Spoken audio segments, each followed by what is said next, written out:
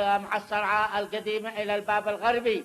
يوجد هناك مؤلفات للسيد محمد بن إسماعيل الأمير وللشوكاني جديدة طبعت أخيرا وحققت، ومن جملتها مسألة التحريم هذه اضطربت فيها أقوال العلماء. رجل طلق زوجته مرتين ولا يعلم أهلها، والمرأة لا تعلم إلا بطلقة، ثم في الثالثة قال لها إذا خرجت من بيتي فأنت طالق، وجلس فترة طويلة لا تخرج، وبعد ذلك لم يصرح لها بالخروج، بل هو الذي كان يخرجها في المرة الأخيرة. ذهبت إلى بيت أبيها، ثم أنا ذهب إلى بيتي ولقد خلف منها اثنان، أولهما فما هو الحل؟ يعني من قال لزوجته إذا سرت بيت أهلك فأنت طالق، وبعد ذلك أراد أن يسحب كلمته ويقول لا مانع بأن تسيري. عند العلماء لا حق للسحب، ما يسحبوا إلا في مجلس البرلمان، وأما في الشريعة فلا، هو الماشي فتخترب اللعبة، أن يكون دائما يسحب وكل يوم يطلقها وكل يوم يسحبها. فلا قال العلماء من قال لزوجته إذا ذهبت المحل الفلاني فأنت طالق، فذهبت فتطلق، فإذا ما ذهبت وبعد أيام إذن له لا بد أن تطلق، لأنه ما بش سحب في الشريعة. وإذا كان الرجل هذا طلق زوجته طلاق صريح فيحسب الطلاق مطلقا. من طلق زوجته بلفظ صريح أو بكناية وروى الطلاق تقع الطلقة مطلقا، سواء كانت المرأة حاضرة أو غائبة، سواء دريات أو ما دريات، سواء علم أهلها أو لم يعلم أهلها، لا عبرة بمعرفة يعتبر النكاح جدا، وإن كان الهدف من الطرفين عاد وعظام إذا هو من الطرفين. إذا قلنا أنه من الزوج هاجل فلا تحسب، فبالأولى والأحرى إذا قد كان من الطرفين. عندنا الناس عندما يأتي الرجل يخطب ابنة الرجل يقول له يريد الزواج، أريد أتزوج ابنتك، فيقول له أهلا وسهلا، ولكنه يريد الخطبة بهذه الكلمة العقد، فهل يعتبر عقدا؟ لا يعتبر عقدا، لا يعتبر عقدا. أهلا وسهلا ومرحبا، أنت من حي أحسن الناس، مثلك لا يراد، أنت رجل باهر، لو بشتيك لي قبل سنة لقبلتك ولا مرحبا كأنني مثلك. هذا كلهن لو هدر جزء على باهو ما يسماش عقد، لا يسمى عقد إلا إذا قال زوجتك بابنتي وهذا قال قد قبل. إن الناس يطلقون نساءهم وهم في حال غضب، فلا يستطيع أن يصبر إلى أن تطهر ثم يطلق، فهم آثمون آثمون آثمون. كل من بيطلق. لو كان الناس لا يطلقوا النساء إلا على ما ورد في السنة أنهم ما بيشترك أبدا إلا 1 أو 2 أو 3%، لأنه إذا طلق قال شاطلق بنتي نقول هي حائض، قال نعم هي حائض، نقول راعي لما تطهر ما تطهر إلا وقد سلي. وهذا الرجل قال وأنا أريد أن أطلق زوجتي، نقول هي طاهر، قال نعم هل وضعتها فيه، قال نعم، نقول انتظر حتى تطهر ثم تطهر ثم تعيد ثم تطهر ثم طلقها. ما يفعل لها بعد شهر وكسوت، ما يجي إلا وقد نسي، ما يجي إلا وقد سلي. لو قد كانوا بيعملوا بالسنة لما وقعت حوادث الطلاق هذه المستمرة للطلاق. كتابا من الكناية وكيفية طلاق الأخراس. الجواب ضاف الأخراس يكون بالإيماء. الرجل الأعجم يقولوا له وهو حتى الزواج حال ما يعقدوا له يفعلوا له هكذا، وحال ما يطلقوا يفعلوا له هكذا. خلاص، ويقول تمام خلاص، هذا طلاق الأخرس.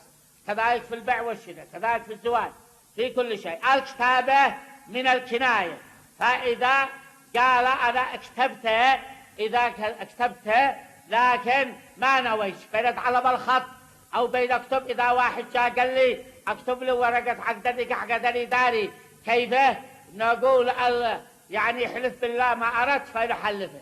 أما إذا كنت كتب وأرخها واغرها وارسل به فقد صريحة بعبكشي. العلماء يقولوا لا بد من اللفظ، وفي الكتابة يحتمل أنه بيتعلم الخط ويحتمل أنه أراد الطلاق فنرجع إلى نيته، والقول قول وعليه اليمين. تقول والله العظيم أنك ما أردت تطلق زوجتك، قالوا الكتابة المرتسمة هذا من الكنايات، أما الكتابة غير المرتسمة الذي في الهواء أو في الماء فوجودها وعدمها على السواء. المراد بالكتابة إذا قد كانت بالطباشي في عرض السابورة أو بالقلم في عرض البياضة، ما صحات قول النبي صلى الله عليه وسلم وكل علي بن أبي طالب في طلاق عائشة، هذا ليس له أصل وليس له سند، لا بدليل صحيح ولا ضعيف ولا موضوع عندما هو بالخرافات الجعفرية، ولا أصل له، ولا يوكلوا في الطلاق ويموتوا حال ما يموت الميت بعد يعمل شبه وكالة بعد موته، ولا عدي أم المؤمنين ولا عدي شيء. لا تصدقوش الخرافات. من أين بتحفظوا هذه الخرافات وهذه القصص؟ من هم جمهور العلماء؟ فنحن لم نعلم ماذا يقصد بجمهور العلماء، رغم أنكم قد تأتون بأقوال الأئمة ثم تقولوا وقد قال الجمهور كذا، فارجمكم توضيح هذه المسألة وجزاكم الله خيرا. يعني أكثر العلماء، فإذا قال الإمام أبو حنيفة أنه يصح أن يتزوج المرأة بغير ولي، فنقول قال جمهور العلماء لا بد من ولي وخالف أبو حنيفة. وإذا قلنا هل يشترط الشهود في مسألة الطلاق أو لا، نقول ذهب مالك، روي عن مالك أنه أجاز النكاح بغير شهود، وذهب جمهور العلماء إلى كذا وكذا. ففي هذه المسألة هو ما عدا مالك، وفي المسألة الأولى ما عدا أبو حنيفة. ونقول جمهور العلماء قالوا أن الطلاق الثلاث المتتابعات يكونين 3 طلقات، وقال ابن تيمية وقال الهادي كذا كذا، وقال الجعفري هذا المراد بها 4. فالجمهور مش معينين في كل مسألة جمهور، ففي كل مسألة الجمهور وليست في مسألة واحدة. قال نقرأ في كتب التاريخ عن المرأة التي طلقت من زوجها وخطبها معاوية يزيد، فأرسل أبو موسى الأشعري ولخطبتها بشو أبو موسى الأشعري هو أبو هريرة وأبو الدرداء. ومن قال لكم أنه أبو موسى الأشعري هو أبو هريرة وأبو الدرداء، فخطبها للحسين الذي تزوجها ثم طلقها لترجع إلى زوجها الأول، وقال ما تزوجتها إلا لكي ترجع إليه. فما حقيقة هذه القصة؟ هذه قصة أريدب زوجة عبد الله بن سلام. قالوا كان عبد الله بن سلام القرشي أمير على العراق في أيام معاوية بن أبي سفيان، وعن يزيد بن معاوية عاشق أريدب، وفي رواية أريدب وفي رواية زينب عاشقها. فقال لمعاوية أنا لا أستطيع أن أصبر على هذه المرأة، أريد أن أتزوجها، فاعمل لي أي حيلة نتحيل على المسكين هذا أمير العراق عبد الله بن سلام القرشي. فطلبوه إلى دمشق الشام إلى عاصمة معاوية، فقالوا قيل أنه قالوا له ما رأيك لو تتزوج بزينب بنت معاوية فتكون صهرا للخليفة وصهرا لولي عهد الخليفة؟ قال ما أترضاش. قالوا إلا يمكن معاوية يرضى.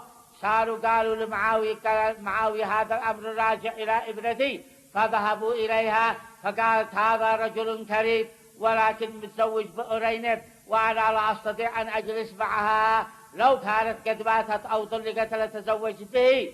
فذهبوا إليه فتخيضع وقال زوجتي طالق، فطلقها لا بغضا لها ولكن حبا في سواد عيون بنت معاوية. فلما انقضت عدتها أرسل معاوية أبو الدرداء وأبو هريرة إلى العراق إلى عاصمة العراق يومئذ وهي مدينة الكوفة. فقال حينما وصل إلى الكوفة الأحسن أن ندخل على الحسين بن علي نسلم عليه ثم نذهب إلى عند أرينب ننفع معاوية، فدخلوا إلى الحسين بن علي فقال ما أتى بكم؟ فأتوا له بالقصة من أولها إلى آخره، فقال على كم تتزوجوها يزيد؟ قالوا على كذا كذا 1000 درهم. قال واخطبوا لي بهذا المبلغ، فقالوا إن شاء الله.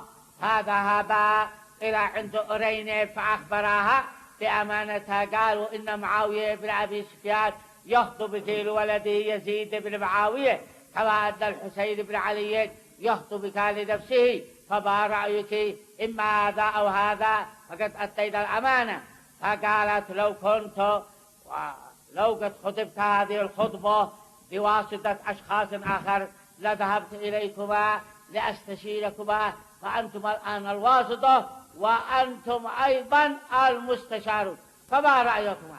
قال أحدهما رأيي هو أن تتزوجي بابنة النبي صلى الله عليه وسلم، لأنه بضعة من النبي صلى الله عليه وسلم. قالت الآخر وأنت ما رأيك؟ قال وأنا رأيي أني تزوجي بالحسين، ولقد رأيت رسول الله صلى الله عليه وسلم يقبل فم الطفل الحسين، فأحب أن تقبلي الفم الذي كان يقبله رسول الله صلى الله عليه وعلى آله وسلم. فقالت قد وافق، فعقدوا لها للحسين بن علي، فتزوج بها الحسين بن علي. فلما وصل الخبر إلى معاوية قال قد لنا أيام وإحنا بنسوي الطبخة هذا، لا ما قد نضجت، وأرسلنا 2 أجواد خربوا لنا اللعب من أولها إلى آخرها. فلما بلغ عبد الله بن سلام فلما بلغهم هذا جفوا أنه يسب معاوية أنه طلق عزله، فبقي في حالة يرثالها. أرينب طلقت، الفلوس نجعت، الولاية عزلوه عنها، فبقي يسب معاوية. ثم بعد ذلك رجع إلى الكوفة، فوصل إلى المسجد الذي يصلي فيه الحسين بن علي، فقال يا ابن رسول الله رجاء أن توسط بيني وبين طليقتي أرينب التي تزوجت بك، وقل لها أنا قد أسأت وأنا قد فعلت كذا وأنا كذا، لا كل شيء في بابه، عندها أمانة، فلوس طرحتها حينما ذهبت إلى العراق، فلا تأخذها علي وتعاقبني وأنا مجرم ومتعلم، ولكن كل شيء في بابه. فقال الحق بعدي، فلاحق بعده إلى أن وصل إلى باب البيت، فدخل فقال إن فلان يقول كذا وكذا. قالت كل شيء موجود، فذهبت فأخرجته وقال سلمه إليه. فقال ما رأيش أنك تسلمي بنفسك وأنا أبقى شاهد فقط، أبقى شاهد. حال ما سلمته قال لها خذي لك هذه الجائزة على أمانتك.